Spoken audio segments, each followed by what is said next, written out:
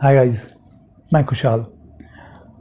बहुत दिनों से सोच रहा हूँ आप लोगों से बात करने के लिए। और बात किस बारे में करनी है ये हम सबको पता है, पर आज तक क्या किसी ने रियलाइज़ नहीं किया होगा, और रियलाइज़ भी किया है तो फिर अगेन किसी और पे डाल दिया होगा। चलो मैं बातों को नहीं घुमाता हूँ, हम सीधे पॉइंट पे आते हैं। क्या हमने कभी नोटिस किया है कि आज की जनरेशन के जो लोग हैं, even though I am 30 almost 30 years old, so हमारे जो टीनेजर्स हैं, जो हमसे जूनियर हैं किसी भी वे में, चाहे कोई 5 साल छोटा है, कोई 7 साल छोटा है, या फिर यंगस्टर जो हैं, उनके साथ क्या हालात हैं अभी ठीक है। पेंडेमिक में हम कह सकते हैं कि इस कोविड की वजह से या कोरोना की वजह से सब अंदर घर में रुके हुए हैं और किसी को कुछ करने को नहीं मिल रहा, नो बडी डूइंग एनी क्रिएटिविटी। और इवन दो अगर कोई कर भी रहे हैं तो घर में रहते रहते हर किसी का दिमाग शैतान का घर हो जाता है, खाली बैठे शैतान का घर हो जाता है। सो द पॉइंट इज, अभी जो बिहेवियरल चेंज हो रहे हैं, हम कह सकते हैं कि कोविड और कोरोना और लॉकडाउन और आइसोलेशन और इन सब की वजह से हो रहा होगा। But 2019 and before that, when this pandemic started in November from China, what was the scenario actually? Do you remember? Even though उनके साइड इफेक्ट्स आपको अभी भी मिल जाएंगे, कुछ लोगों में है। इवन दो आपने ये सुना होगा इंस्टाग्राम पे, निब्बा निब्बी, ये कहाँ से आया?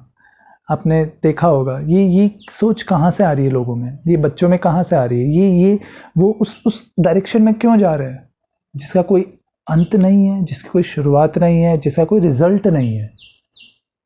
Late me tell you something. See, आज हम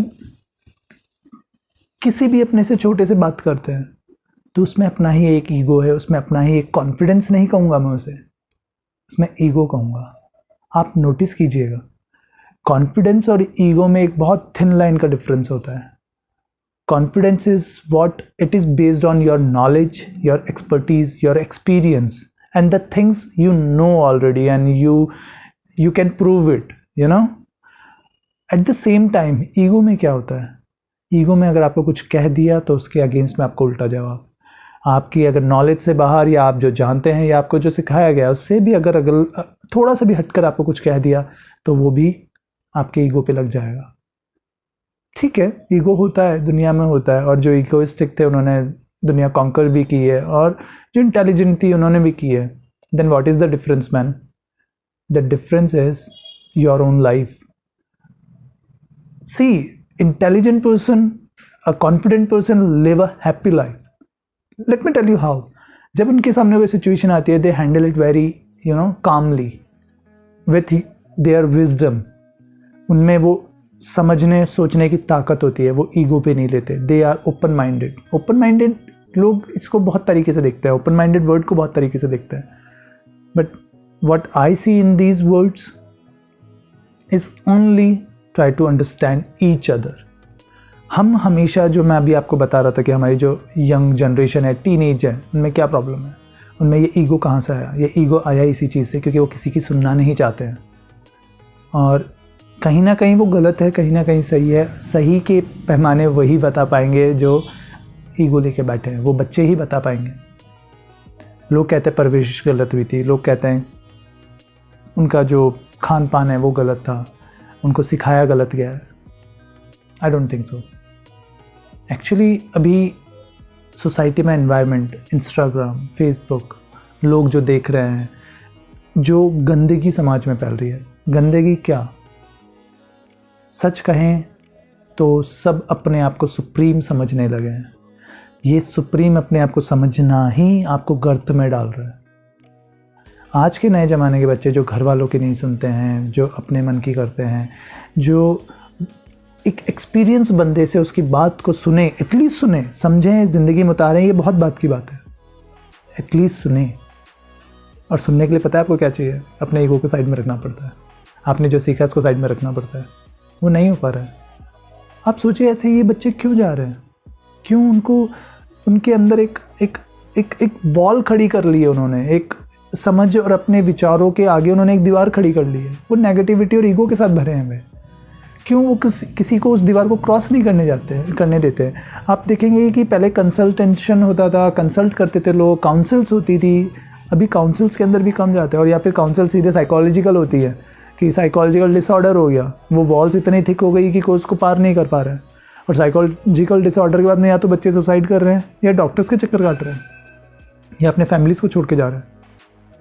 even though I am not just talking about the kids और टीनेजर्स. आप अगर job going employers, senior citizen, आप किसी को भी देख लीजिए, ये सबके साथ प्रॉब्लम है. आज एक जॉब करने वाला भी कहता है कि मेरे को प्रॉब्लम है, मेरी ये टेंशन है. ये एक नया वर्ड अपनी लाइफ में जुड़ गया है, tension. Stress management. Stress management मतलब अब हमारी ज़िंदगी में स्ट्रेस है और हम उसको मैनेज भी कर रहे हैं. कितनी दुर्दशा है हमारी. पर क्यों है ये, आप सोचिए इस बारे में. मैं आपको रिक्वेस्ट करता हूँ, सोचिए, क्योंकि आप नहीं सोचेंगे तो ये ज़िंदगी ऐसे ही निकल जाएगी. हम अमर नहीं हैं, हमें एक दिन मरना है. और जिस दिन मरना है उस दिन यही मन में रह जाएगा कि हम क्या करके गए और क्या नहीं, हम किस वे में जी के गए. तो सोचिए ज़रूर कि हमारा ईगो या हमारी ये बाउंड्रीज़ या हमारी ये वॉल्स क्यों है. और इसको अगर मैं आपको शॉर्ट में बताऊं तो it's all about blaming nature. It's all about our human nature कि हम ब्लेम करते हैं. हम हर सिचुएशन में एक चीज़ को ढूंढते हैं and we start blaming on that. It could be a person, it could be a thing, it could be rain, it could be nature, it could be principal, it could be director, it could be your parents, it could be your, employer, it could be your boss. Even though road पे गड्ढा भी आपका वो blaming बन सकता है. बंदा गाड़ी तेज़ चलाता है, गड्ढे में गिरता है और कहता है कि गड्ढा था इसलिए मैं गिर गया, पर मैं गाड़ी तेज़ चला रहा था इसलिए नहीं गिरा. So what we do? सिर्फ ब्लेम. जब हम अपने आप ब्लेमिंग करना बंद करेंगे तभी हमारी ज़िंदगी में दूसरे नज़रिए, दूसरे रास्ते खुलेंगे.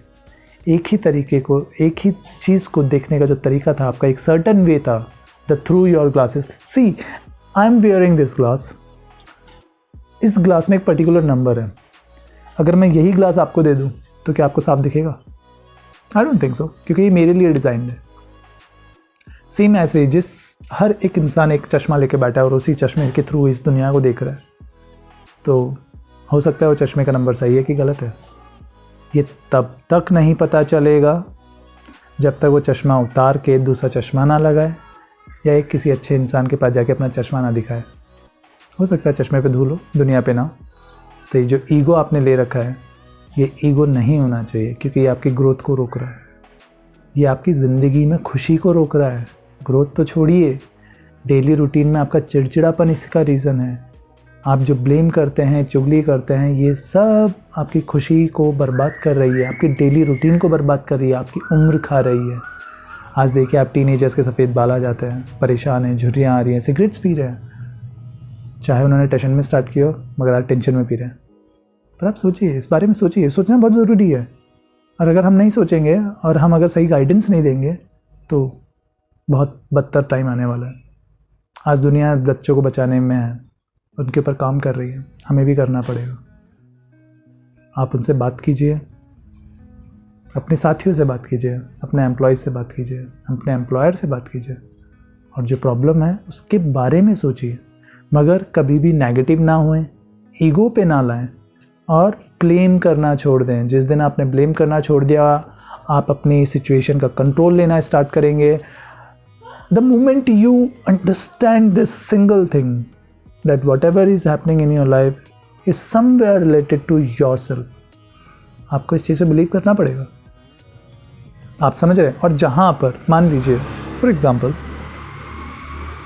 किसी वजह से, किसी और की वजह से आपकी ज़िंदगी में कुछ उतार चढ़ाव हो भी गए, मान लीजिए हो गए, तो आप उससे ज़िंदगी भर के लिए बैर करके बैठ जाएंगे क्या?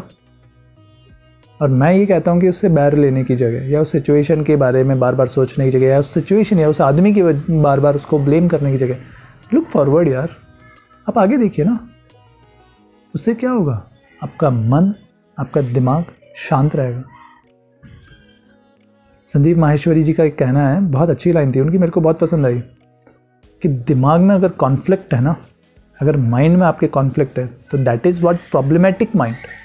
And it is true, completely true. आप सोचिए, आदमी अपने दिमाग में चल रही सिचुएशंस के ऊपर बेस पर ही, जैसे कि 2 कॉन्फ्लिक्ट्स होते हैं, 3 कॉन्फ्लिक्ट्स होते हैं, 10 जनों की बातें होती हैं, उनके बारे में जब विचार करता है तब जाके वो प्रॉब्लम क्रिएट करता है। अगर आपके माइंड में चीज़ें क्लियर हैं, आपको किसी चीज़ पे ट्रस्ट है एंड दैट इज़ प्रूव्ड, आपके दिमाग में वो क्लियर होना बहुत ज़रूरी है। जिस टाइम वो क्लियर है देन कॉन्फ्लिक्ट हो ही नहीं सकता, और कॉन्फ्लिक्ट नहीं है तो आप काम हो, आप शांत हो। That means you must know these things. Tension छोड़िए, ईगो छोड़िए, मंथन कीजिए, चिंतन कीजिए और चेहरे पे स्माइल रखिए। स्माइल रखने में कुछ नहीं जाता है, ये सबसे बड़ी चीज़ है। एंड रिमेंबर दिस, आपके चेहरे पे स्माइल से 10 जनों के चेहरों पे स्माइल ज़रूर आएगी। और वो 10 कौन होंगे? सबसे पहले होंगे आपके closest family members, and those are your parents, your child, your children, your friends, your neighbouring. When you start smiling, आपका दिन अच्छा जाता है, आपके इर्द गिर्द के लोग अच्छे जाते हैं, इवन तो बुरी सी बुरी प्रॉब्लम भी आपको अच्छी लगने लगती है। तो ईगो छोड़िए, ब्लेमिंग छोड़िए, खुश रहिए, स्माइल कीजिए एंड भगवान में भरोसा रखिए। जिन भी भगवान को हम मानते हैं उन पर भरोसा रखिए, सब अच्छा हो जाएगा। Take care guys, see you soon. इसको कंटिन्यू रखेंगे।